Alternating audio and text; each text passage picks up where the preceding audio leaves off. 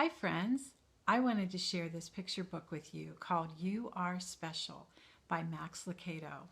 This is a beautiful story that reminds us of how precious we are to God, just the way we are, and that if we spend time with Him daily, we will begin to see ourselves through His eyes.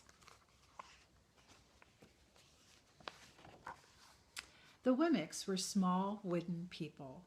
All of the wooden people were carved by a woodworker named Eli. His workshop sat high on a hill overlooking their village. Each Wemmick was different.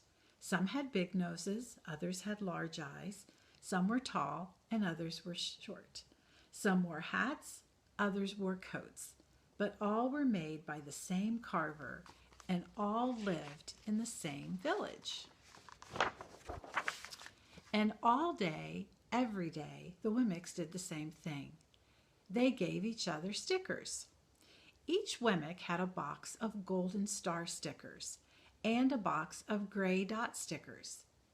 Up and down the streets, all over the city, people spent their days sticking stars or dots on one another. The pretty ones, those with smooth wood and fine paint, always got stars. But if their wood was rough or the paint chipped, the Wimmicks gave dots. The talented ones got stars too. Some could lift big sticks high above their heads or jump over tall boxes. Some others could sing pretty songs. Everyone gave them stars. Some Wimmicks had stars all over them. Every time they got a star, it made them feel good. It made them want to do something else and get another star. Others, though, could do little, and they got dots. Punchinello was one of those. He tried to jump high like the others, but he always fell. And when he fell, the others would gather around and give him dots. Sometimes when he fell, his wood got scratched, so the people would give him more dots. Then, when he would try to explain why he fell, he would say something silly, and the Wimmicks would give him more dots. After a while, he had so many dots that he didn't want to go outside. He was afraid he would do something dumb, such as forget his hat or step in the water, and then people would give him another dot. In fact, he had so many gray dots that some people would come up and give him one for no reason at all.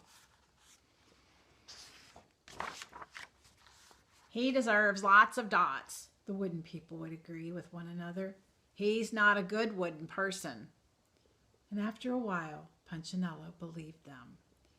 I'm not a good Wemmick, he would say. The few times he went outside, he hung around other Wimmicks who had a lot of dots. He felt better around them.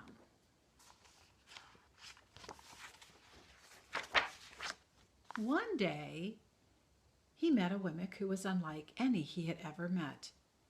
She had no dots or stars. She was just wooden. Her name was Lucia. It wasn't that people didn't try to give her stickers, it's just that the stickers didn't stick. Some of the Wimmicks admired Lucia for having no dots, so they would run up and give her a star, but it would fall off. Others would look down on her for having no stars, so they would give her a dot, but it wouldn't stay either.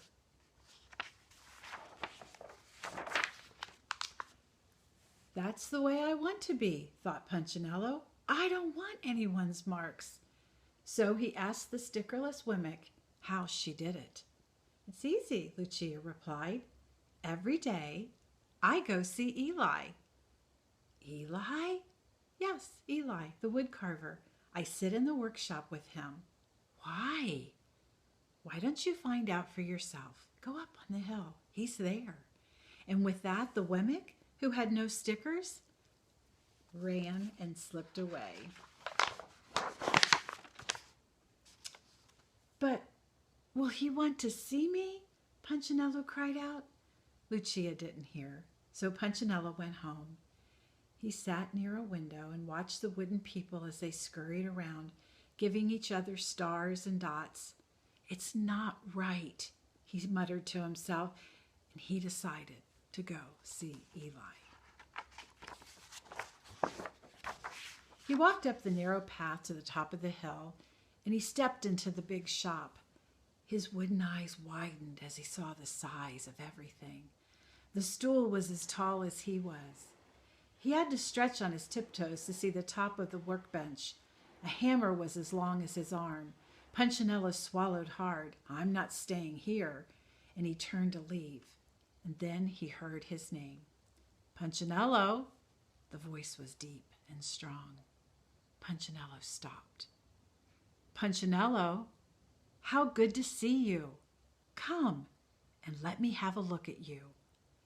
Punchinello turned slowly and looked at the large bearded craftsman. "You know my name?" the little Wemmick asked. "Of course I do.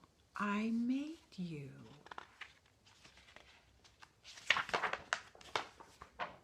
Eli stooped down and picked him up and set him on the bench. The maker spoke thoughtfully as he looked at the gray dots. "Looks like you've been given a lot of bad marks." "Oh, you don't have to defend yourself to me, child." "I didn't mean to, Eli. I really tried hard." "I don't care what the other Wemmicks think." "You don't?"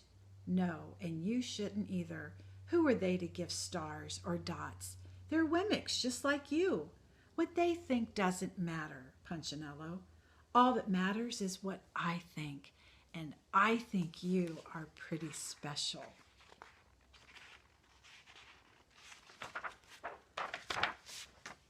Punchinello laughed. "Me special?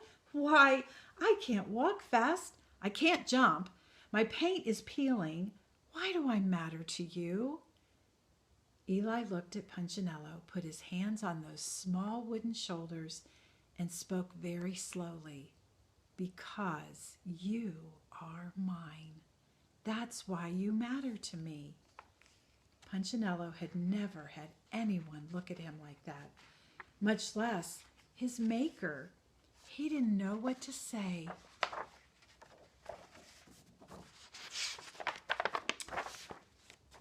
"Every day I've been hoping you would come," Eli explained. "I came because I met someone who had no marks," said Punchinello. "I know, she told me about you." "Why don't the stickers stay on her?" The maker spoke softly. "Because she has decided that what I think is more important than what they think. The stickers only stick if you let them." "What?" "The stickers only stick if they matter to you. The more you trust my love, the less you care about their stickers." "I'm not sure I understand." Eli smiled. "You will, but it will take time. You've got a lot of marks. For now, just come to see me every day and let me remind you how much I care." Eli lifted Punchinello off the bench and set him on the ground. "Remember," Eli said as the Wemmick walked out the door, "you are special because I made you, and I don't make mistakes." Punchinello didn't stop, but in his heart he thought, "I think he really means it." And when he did, a dot fell to the ground. Remember to spend time with God every day, and you'll see yourself through his eyes.